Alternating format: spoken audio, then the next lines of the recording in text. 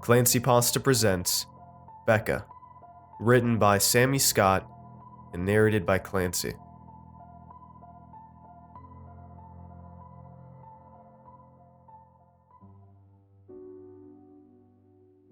It was the middle of the night, and I was on my way back to bed from the bathroom, placing my feet carefully on the cold hardwood floor in an effort to keep it from creaking and waking Becca. The moon was so full in the sky outside that I hadn't even bothered to turn on the light in the bathroom as I emptied my bladder, our bedroom and bathroom glowing a soft blue from the rays of light whispering through the windows. I was nearly back to the bed when I gave a quick glance out of the large bedroom window to my right, which looked down into our front yard and the row of trees that linked to the west side of our property, marking the beginning of thick woods that covered the untouched acres all around us.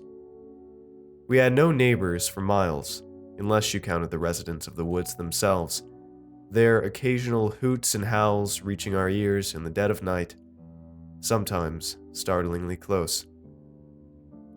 Still, we'd gladly take those noises over car horns, engines, or late-night curbside conversations disturbing our sleep. The moon was so bright that the trees were casting a soft shadow over our yard. There was no breeze at all, and the still glow of the scene outside was both beautiful and haunting.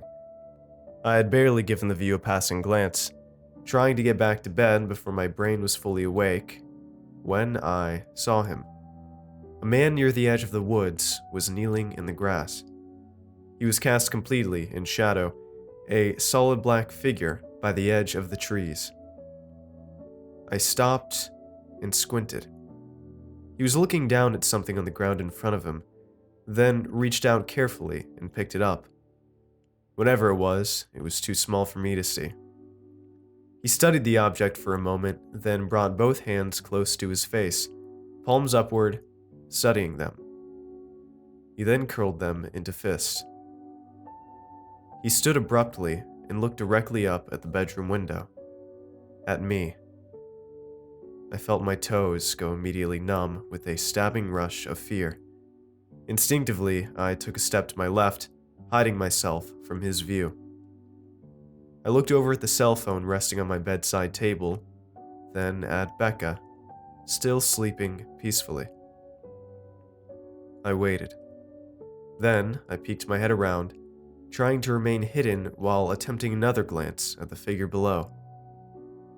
He was gone. I stepped fully into the window again, staring down at the empty spot where he had stood.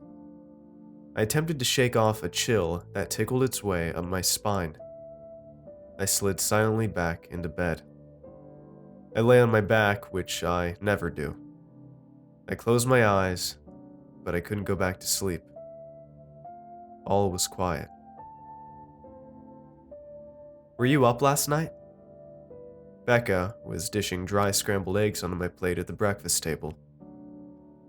"Had to pee," I replied. "Strangest thing." "That you had to pee?" She winked playfully. "No. When I was coming back to bed, I thought I saw something in the yard." Becca's face fell, no longer playful. "You did?" "Yeah, a man." I poked at my eggs, regretting that I had brought it up. I'm second-guessing myself now, though, because when I looked back a second time, he was gone. Now I'm not even sure I was fully awake. I lied. Becca's face went from concerned to cautiously reassured. I changed the subject. The next night, I was awoken from a dead sleep by a sound I could not identify, coming from outside. In our 8 years in this house, we had gotten used to the occasional random, wild sounds emanating from the surrounding woods. The cries that wild animals could make while fighting or afraid could be bone-chillingly startling at times, especially when it yanked you from the depths of sleep. But this was different. This noise, which was something between a scream and a yell, was not just wild.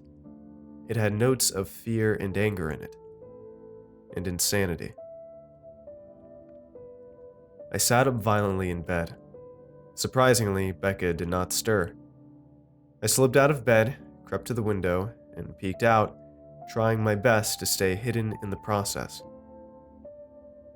He was there, again, standing silhouetted by the edge of the trees, the full moon casting its shadow long in front of him. Once again, I could make out no details. He was nothing but a solid black figure. And even though I couldn't see his face, I knew he was facing me. I knew he was looking up at the window, standing perfectly still in the darkness. Once again, I felt the cold pins of fear rush through my toes. He was a big man, more than 6 feet tall and standing straight as an arrow, and muscular. Even from this distance and in the dim light, I could see the definition of the muscles at his shoulders, arms, and upper legs. And suddenly, I realized the man was probably naked. I couldn't tell for sure. He sure wasn't built like a stereotypical vagrant or homeless person.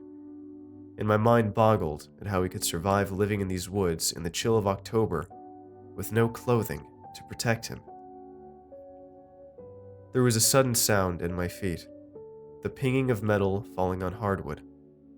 My wedding ring had slipped off my finger and fallen to the floor. Over the past 10 months, I had managed to do something unprecedented in my life. I had successfully kept a New Year's resolution. Through a combination of a consistent diet and daily exercise, I had managed to shed more than 60 pounds. I had whipped my body back into the shape that it was back in my college football days, almost 14 years ago now. Becca, who was just as slender and beautiful as she had been on our wedding day, was certainly appreciative of the changes I had made. But one minor negative side effect was that my wedding ring was now too big for my finger and would occasionally slip off, especially if my hands were cold. And just now, standing in my boxer shorts by our bedroom window, I was certainly chilly. I needed to get the thing resized. "You need to get that thing resized," Becca said in a sleepy voice. I picked up the ring and gave a quick, hopeful, imperceptible glance out the bedroom window. The man was gone. I put the ring back on my finger and slipped back into bed, once again lying on my back. Becca rolled toward me, draping her arm across my chest and her leg across both of mine. She was a snuggler. I was not, but I didn't mind. She sighed contentedly, her breath sweet and warm against my shoulder. I stroked her arm, hoping she could not feel the pounding of my heart. "I wish you loved me," I said. I wish I did too," she whispered, then poked a finger into my ribs. She slept. I didn't. Breakfast the next morning. "Dare I ask?" she said. "What?" I responded over my plate full of bacon and, yet again, dry scrambled eggs. "Any particular reason you were up again last night?" "Thought I heard something," I said in a tone that I hoped sounded casual. "What?" she said. "Not sure." I pretended for a moment to be preoccupied with my phone, which was resting beside my plate, but knowing that Becca would never relent until I gave her a satisfactory answer, I put down my fork. "I saw that man again in the yard." "Seriously?" "Yeah, just standing there by the trees." "Who do you think he is?" she said. "Homeless, maybe? Maybe living in the woods? I honestly have no idea, but he's a big guy." "Well, so are you," she said, squeezing my upper arm and giving a small grin. I could tell she was trying to calm herself. "Do you think we should call the police?" "Maybe. Yeah, we'll see." I continued eating my eggs. "Brian," Becca said, completely serious again, "do you still keep that baseball bat under the bed?" Night 3. I had managed to fall asleep rather quickly, so quickly that I barely remembered much after my head hit the pillow. I don't know what woke me up. There was no sudden sound, no urge to use the bathroom. Suddenly awake, but determined not to lose the night to any mysterious figures outside, I turned my back to the window, facing the middle of the bed. I reached out, hoping to steal some of Becca's warmth. She was gone. I sat up quickly, a bolt of fear running through my entire body. I patted the covers on Becca's side of the bed to be certain. I began to reach for the baseball bat under the bed when I saw her. She was standing at the bedroom window, looking down on the yard below, motionless. "Becca?" I said. A pause. "He's there," she whispered, her voice trembling. "He is?" I said, getting out of bed. I knelt down and pulled the baseball bat from under the bed. "I thought I heard a noise outside, so I went to see, and Brian, I think he's looking at me." I came to Becca's side. I put my arm around her waist and looked down. The man was there, as he had been the past 2 nights, standing by the edge of the trees. For the length of a heartbeat, he looked at us, and then suddenly he was moving, running, toward the house, toward the front door. Becca gasped loudly. Bat in hand, I raced from the room. It took me an eternity to run the length of the hallway and down the stairs, skipping a few steps and almost falling along the way, my bare heels painfully raking the edges. I reached the front door and was shocked to find it standing wide open. The realization made me involuntarily pause. But then the sound of rapidly approaching footsteps from the front lawn brought me to my senses, and I slammed the door quickly, locking the deadbolt and taking an immediate step back. There was a sudden pounding from the outside, followed by a rattling of the doorknob. I backed further away. There was a guttural, inhuman sound that I immediately recognized as the scream that had woken me the night before. A pause, and then the violence against the door resumed, too loud and hard to be his fists. He was hitting the door with something solid, something hard enough to do damage. I heard wood splintering. I was frozen on the spot, absolute terror coursing through my body. I was startled when Becca put her hand on my shoulder. "Brian?" she pleaded, her face full of fear. I stared at her, wide-eyed. It felt like my throat was closing off. "We need to call the police," she said. The assault against the door suddenly ceased, and all was quiet. There was a slight clattering noise, and then the man screamed again, that inhuman sound filled with rage. How could any person make such a sound? "Go away!" Becca screamed at the door. The man's scream gave way to words, and once again, my fear left me paralyzed. "My house," he yelled. "My house!" Fists met the door once again, rapidly pounding, kicking, slamming his body against the door. Becca was backing down the hallway behind me, toward the kitchen. "Brian?" she pleaded. And when I didn't move, she screamed my name. "Brian!" The final notes of her scream were met with silence. I finally managed to turn away from the door and face Becca, who stood at the opposite end of the hallway just inside the kitchen, her face pale and terrified. I took a step toward her, and she reached a hand out to me, and the man screamed a final time, a loud, growling, possessive, unnatural tone. "Becca!" We called the police. The man had long since stopped assaulting the front door by the time they arrived an eternal 11 minutes later. So of course, they did not find him, nor did they find any evidence of him during their cursory and all too quick peek into the woods at the west side of our property. We sat with a pair of officers at the kitchen table, trying through our fear and tiredness to recount the events of the past 3 nights. They took notes. They offered unconvincing words of encouragement. They told me to get an alarm system, a dog, a gun. They told me to call if it happened again. It was when I was showing the officers out, their breath visible in the 3 a.m. October night as they said their goodbyes, that I took notice of the front door. It was undamaged. Night 4. I didn't sleep at all. Eventually, I took a peek, careful not to be seen from below.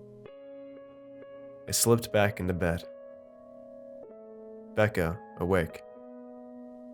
Is he there? No. Brian? Go to sleep. Night 5. I didn't have to get up to see if he was there.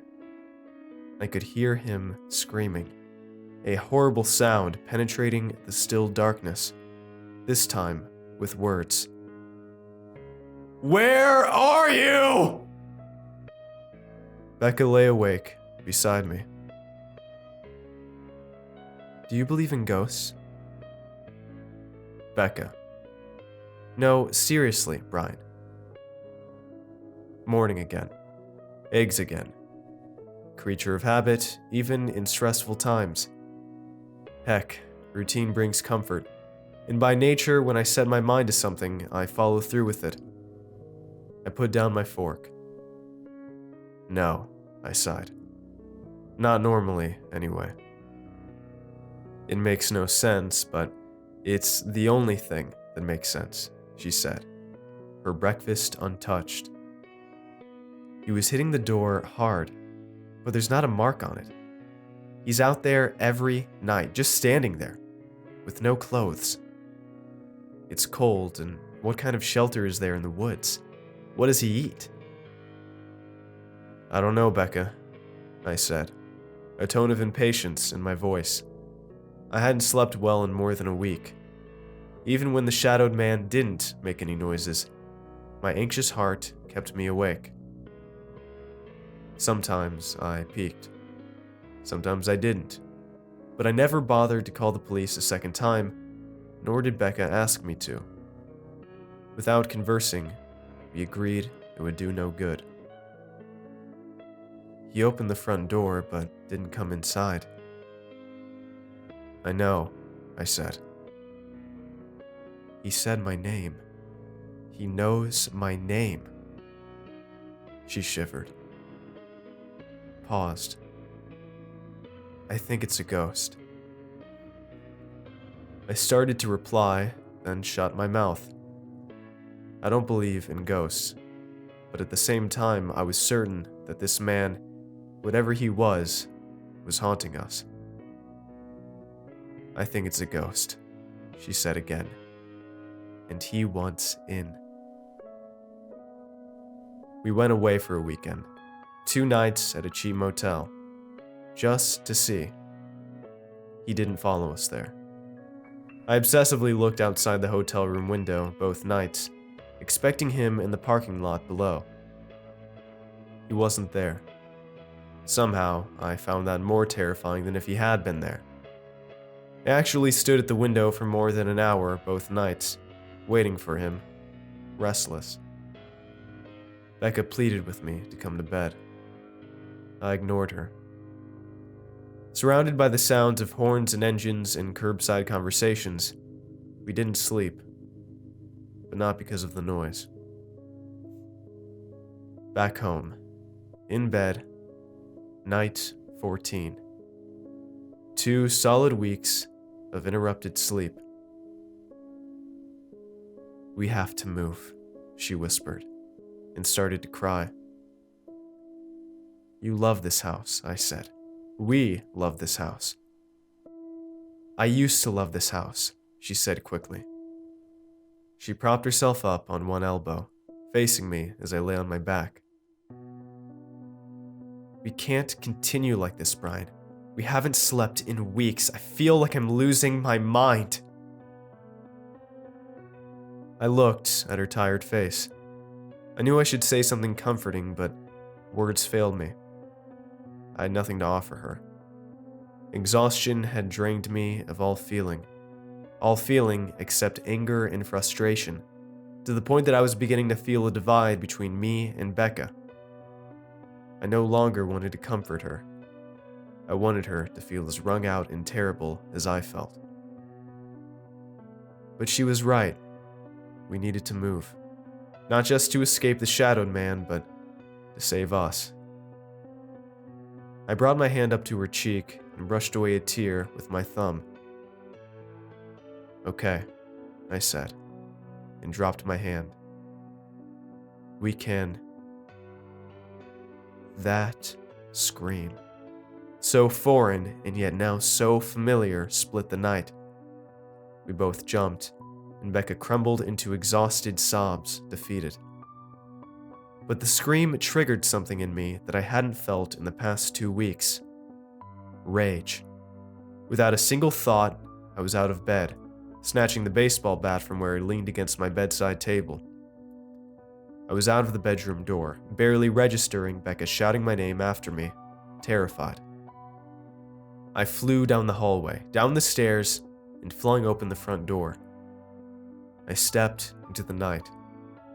I felt fear, but it was buried somewhere underneath my anger. Off the front porch and into the grass. I looked to the spot where the man always stood, night after night, staring up at our bedroom window. He wasn't there. I felt my shoulders and arms lose strength as a sense of defeat came over me.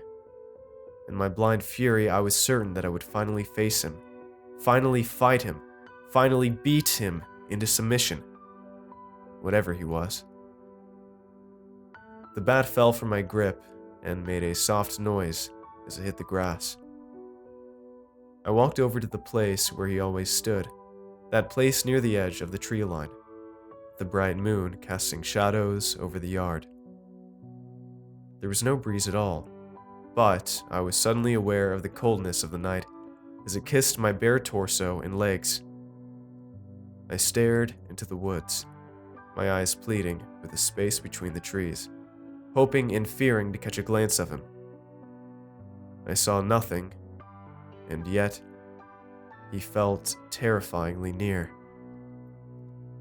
I wished I hadn't dropped the baseball bat. "Where are you?" I yelled at the trees. "Where are you?" I then let out a yell, full of pent-up frustration and fear and rage, and hours upon hours of sleepless anxiety. Something glinted in the moonlight at my feet. I knelt down and plucked it out of the grass. It was a wedding ring. A man's wedding ring. My wedding ring. I quickly looked at my left hand, palm facing upwards. There on my fourth finger was my ring. I looked in my right hand, where an identical wedding ring rested in my palm. I stood abruptly and looked up at the bedroom window. A figure stood there, looking down at me. A familiar female shape. Becca. I stared at her, not comprehending, when suddenly a second figure was at her side. A man, large, his arm moving around her waist. My entire body went immediately numb with a rush of fear. I ran the length of the yard to the porch, the cold night biting my exposed skin. As I neared the gaping front door, it slammed shut in front of me, and I heard the unmistakable sound of the deadbolts locking. I pounded on the door with my fist, then tried the doorknob. I screamed, a guttural sound that I never knew I was capable of making. I retreated swiftly to the yard to retrieve the bat and immediately resumed my assault on the door. Then I thought I heard a voice, soft and low, coming through the door. Brian? I stopped pounding. I dropped the bat, which made a clattering noise on the front porch. Becca? I whispered. I pleaded, my voice betraying me. I knew she didn't hear me. I heard her voice again, saying something soft and low, full of fear. He was in there, with her. I screamed again, overflowing with rage, not knowing how such a sound could be coming from me. Go away! Becca screamed. I heard my own scream give way to words. My house, I yelled. My house! My fist met the door once again, rapidly pounding. I rammed it with my knee. I threw my body against it. I heard it cracking. Then my wife, my beautiful, loving wife, screamed my name. She needed me to protect her. She needed me to save her. From him. But I could not. I was outside. Powerless. I fell to my knees at the door and screamed a final time. A loud, growling, possessive tone. Becca! In the daylight, I sleep. I cease to be. The woods envelop me. I welcome the rest, which has been so elusive for too many nights. At night, I wait. At times, yes, rage overcomes me. Hopelessness and jealousy and sorrow are all I can feel. And I howl like the beast in the woods surrounding the house. My house. I see him there at times, in the window. He's scared of me. He can't sleep, knowing that I am there. Good. I'll find a way in, and she will be mine again. Becca.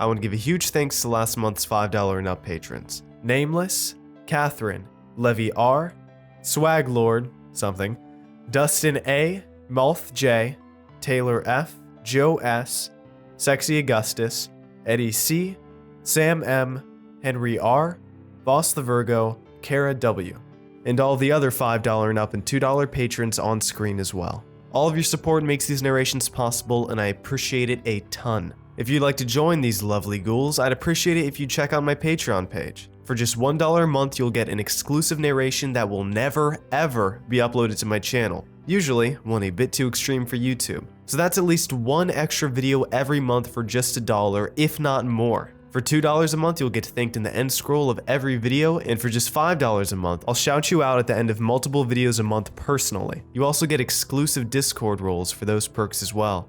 If you'd like to chat with me for a bit, you can join me on a monthly live stream for just $10 a month and get a signed merch sticker for $25 a month. And if you're in the market for some horrifying shirts and hoodies, you can head on over to my Teespring store in the description as well. And don't forget to follow me on Twitter at @2ndClancy. I want to thank you all for watching, and I will see you all next time. Have a good night, everybody. Cheers.